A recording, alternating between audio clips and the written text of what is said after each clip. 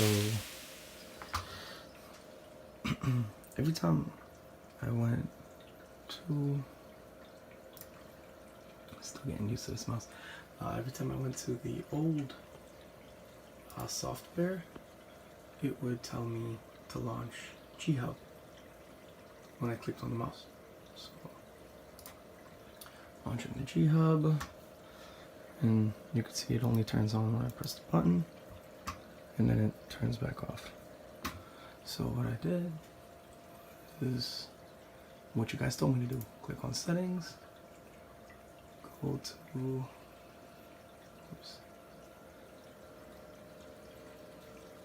where was it? Oops. This.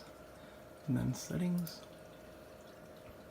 and then always on. And it worked. Awesome. Thanks, guys. Make sure you like and subscribe with notifications on. Hit that bell if this helped.